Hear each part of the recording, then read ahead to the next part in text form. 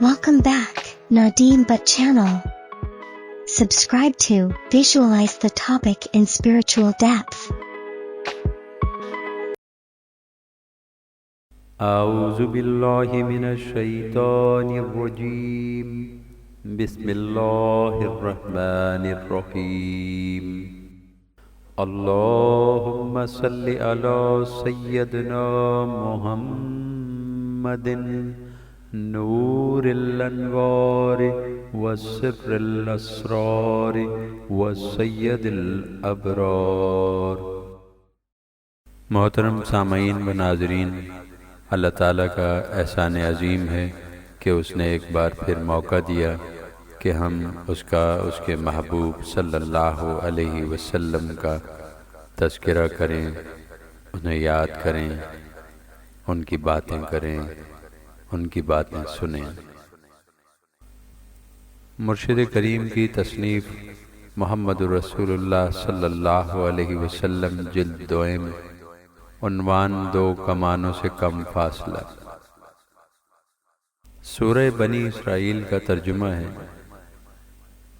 پاک ذات ہے جو لے گیا اپنے بندے کو رات ہی رات ادب والی مسجد الحرام سے پرلی مسجد الاقصیٰ تک، جس میں ہم نے خوبیاں رکھی ہیں کہ دکھاویں اس کو اپنی قدرت کے نمونے، وہی ہے سنتا دیکھتا۔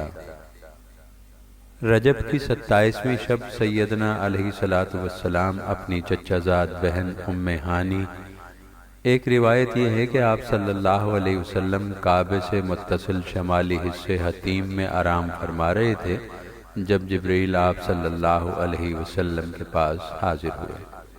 سیدنا علیہ السلام اپنی چچا زاد بہن ام ہانی کے گھر میں آرام فرما رہے تھے کہ گھر کی چھت شک ہوئی۔ آپ صلی اللہ علیہ وسلم نے دیکھا کہ جبریل امین فرشتوں کے ہمراہ تشریف لائے اور حضور علیہ السلام کو زمزم کے کنویں کے پاس لے گئے۔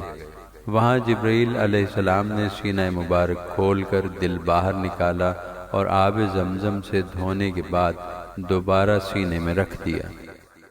سیدنا علیہ السلام براق پر سوار ہو کر بیت المقدس تشریف لے گئے۔ مسجد اقصیٰ میں حضور صلی اللہ علیہ وسلم نے انبیاء علیہ السلام کی امامت فرمائی۔ اس کے بعد آپ صلی اللہ علیہ وسلم کی خدمت میں دودھ اور شراب کے پیالے پیش کیے گئے۔ آپ صلی اللہ علیہ وسلم نے دودھ پسند فرمایا۔ حضرت جبرائیل علیہ السلام نے کہا، آپ صلی اللہ علیہ وسلم نے فطرت کو اختیار کیا ہے۔ بیت المقدس سے آپ صلی اللہ علیہ وسلم عالم بالا کی طرف روانہ ہوئے۔ آسمانوں میں آپ صلی اللہ علیہ وسلم نے جلیل القدر پیغمبروں سے ملاقات کی۔ پہلے آسمان پر حضرت آدم علیہ السلام آپ صلی اللہ علیہ وسلم کو ملے۔ دوسرے آسمان پر حضرت عیسیٰ علیہ السلام نے آپ صلی اللہ علیہ وسلم کا استقبال کیا۔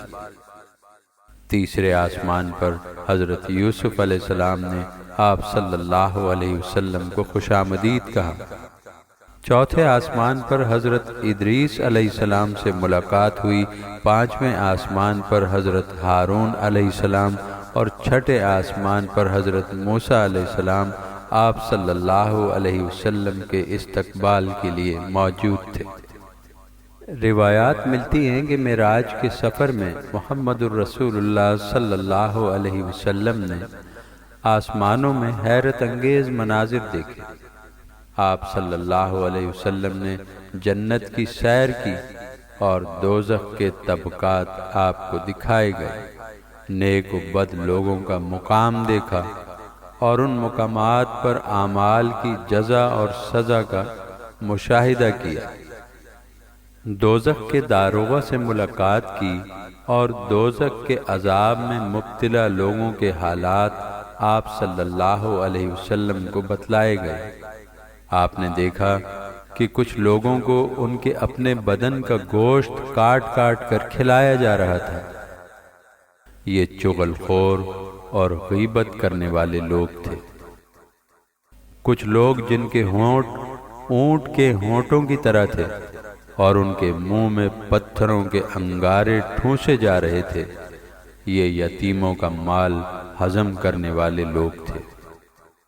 سود خوروں کو دیکھا کہ ان کے شکموں میں سانپ بھرے ہوئے تھے، ان کے پیٹ اتنے بڑے بڑے تھے کہ وہ اپنی جگہ سے ہل نہیں سکتے تھے۔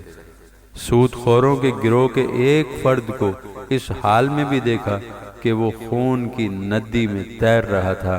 جب تیرتے ہوئے کنارے تک آیا، لوگ اس کو پتھر مارتے اور وہ واپس پلٹ جاتا تھا۔ ناجائز دولت کمانے والوں کو متعفن اور سرانڈ سے بھرا ہوا گوشت کھاتے ہوئے دیکھا۔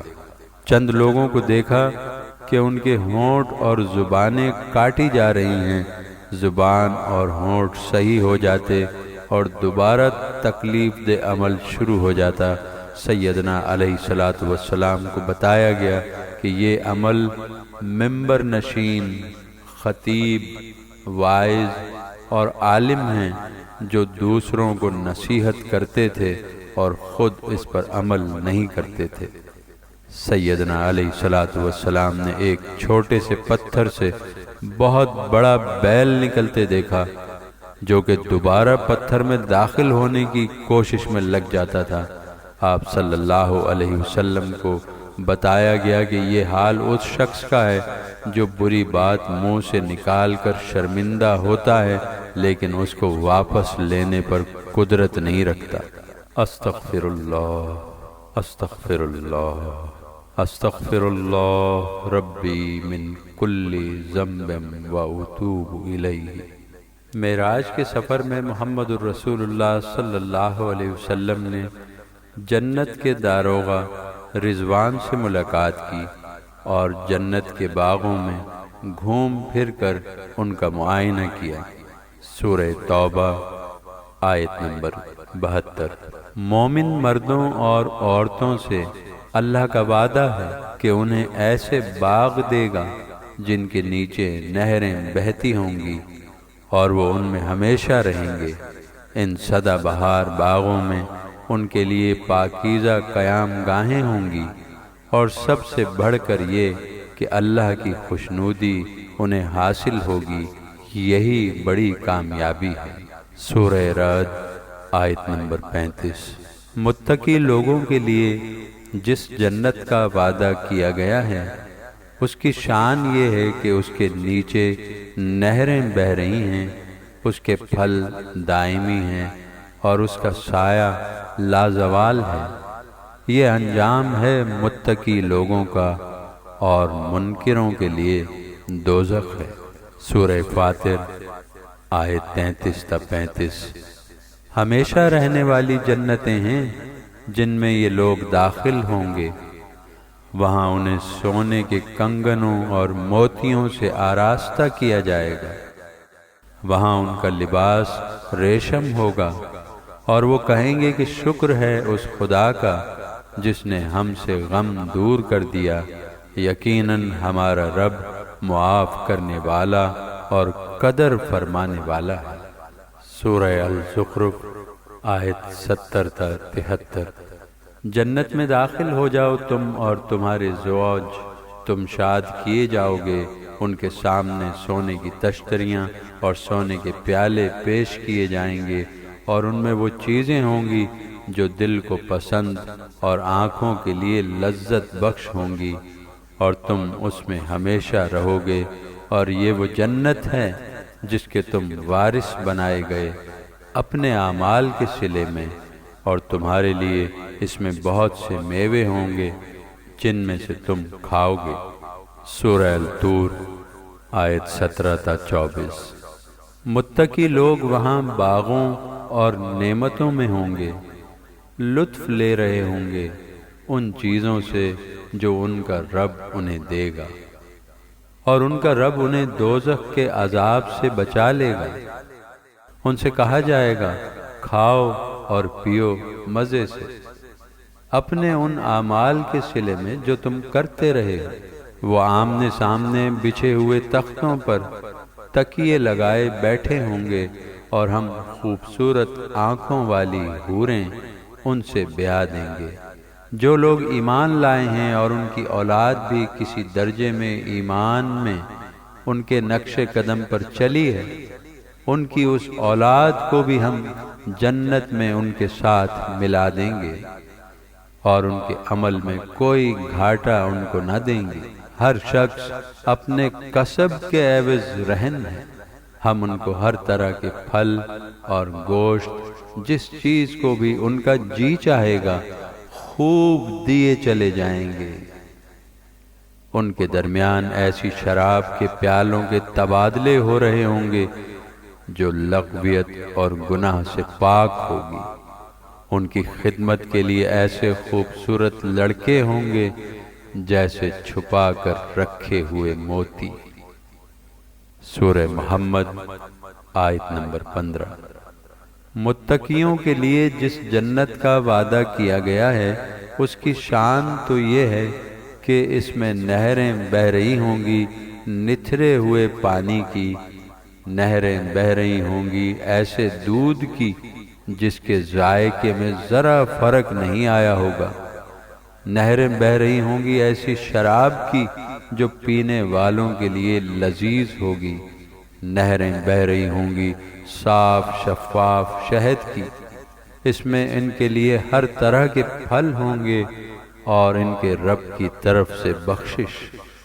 سورہ یاسین آیت 55 تا 58۔ بے شک اہل جنت آج اپنی دلچسپیوں میں مگن ہوں گے۔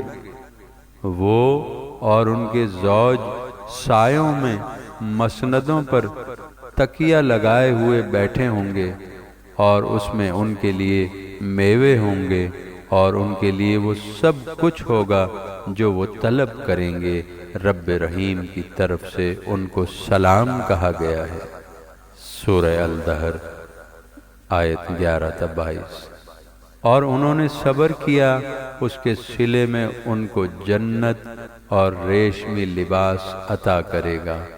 وہاں وہ اونچی مسندوں پر تکیے لگائے بیٹھے ہوں گے، نہ انہیں دھوپ کی گرمی ستائے گی نہ جاڑے کی سردی۔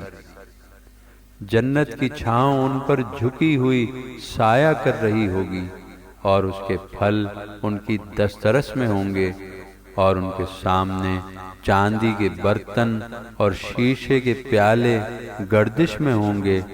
شیشے چاندی کی قسم کے ہوں گے، ان کو انہوں نے نہایت موزوں اندازوں کے ساتھ سجایا ہوگا۔ ان کو وہاں ایسی شراب کے جام پلائے جائیں گے جس میں زنجبیل سونٹھ کی آمیزش ہوگی۔ یہ جنت کا ایک چشمہ ہے جسے سلسبیل کہا جاتا ہے۔ ان کی خدمت میں وہ غلامان حاضر ہوں گے جو ہمیشہ لڑکے ہی رہیں گے۔ تم ان کو دیکھو تو سمجھو کہ موتی ہیں جو بکھیر دیے گئے ہیں۔ وہاں جدھر بھی نگاہ ڈالو گے نعمتیں ہی نعمتیں اور ایک عظیم بادشاہی دیکھو گے۔ ان کے اوپر باریک ریشم کے سبز لباس اور اطلس و دیبا کے کپڑے ہوں گے۔ ان کو چاندی کے کپڑے پہنائے جائیں گے، اور ان کا رب ان کو نہایت پاکیزہ شراب پلائے گا۔ بے شک یہ تمہارے عمل کا صلہ ہے اور تمہاری کوشش مقبول ہوئی۔ سورہ رحمان آیت 47 تا 78۔ اور ان کے لیے جو اپنے رب کے حضور پیشی سے ڈرتے رہے 2 باغ ہوں گے۔ اپنے رب کے کن کن انعامات کو تم جھٹلاؤ گے؟ ہری بھری ڈالیوں سے بھرپور اپنے رب کے کن کن انعامات کو تم جھٹلاؤ گے؟ ان کے اندر 2 چشمے جاری ہوں گے۔ اپنے رب کے کن کن انعامات کو تم جھٹلاؤ گے؟ ان میں ہر میوے کی 2 قسمیں ہوں گی۔ اپنے رب کے کن کن انعامات کو تم جھٹلاؤ گے؟ جنتی لوگ ایسے فرشوں پر تکیہ لگا کر بیٹھیں گے جن کے استر دبیز ریشم کے ہوں گے۔ ان نعمتوں کے درمیان باحیا حوریں ہوں گی جن کو ان سے پہلے کسی انسان یا جن نے چھوا نہیں ہوگا، اپنے رب کے کن کن انعامات کو تم جھٹلاؤ گے؟ ایسی خوبصورت جیسے ہیرے اور موتی، اپنے رب کے کن کن انعامات کو تم جھٹلاؤ گے؟ نیکی کا بدلہ نیکی کے سوا اور کیا ہو سکتا ہے؟ اپنے رب کے کن کن انعامات کو تم جھٹلاؤ گے؟ ان 2 باغوں کے سوا 2 باغ اور ہوں گے، اپنے رب کے کن کن انعامات کو تم جھٹلاؤ گے؟ گھنے سرسبز و شاداب باغ، اپنے رب کے کن کن انعامات کو تم جھٹلاؤ گے؟ ان میں 2 چشمے فواروں کی طرح ابلتے ہوئے ہوں گے، اپنے رب کے کن کن انعامات کو تم جھٹلاؤ گے؟ ان میں بکثرت پھل، کھجور اور انار ہوں گے، اپنے رب کے کن کن انعامات کو تم جھٹلاؤ گے؟ ان میں نیک سیرت اور خوبصورت حوریں ہوں گی، خیموں میں رہنے والیاں، اپنے رب کے کن کن انعامات کو تم جھٹلاؤ گے؟ ان جنتیوں سے پہلے کبھی کسی انسان یا جن نے ان کو چھوا نہ ہوگا، اپنے رب کے کن کن انعامات کو تم جھٹلاؤ گے؟ وہ جنتی سبز قالینوں اور نفیس و نادر فرشوں پر تکیے لگا کر بیٹھیں گے، اپنے رب کے کن کن انعامات کو تم جھٹلاؤ گے؟ بڑی برکت والا ہے تیرے رب جلیل و کریم کا نام۔ صدق اللہ العلی العظیم۔ جزاک اللہ خیرا۔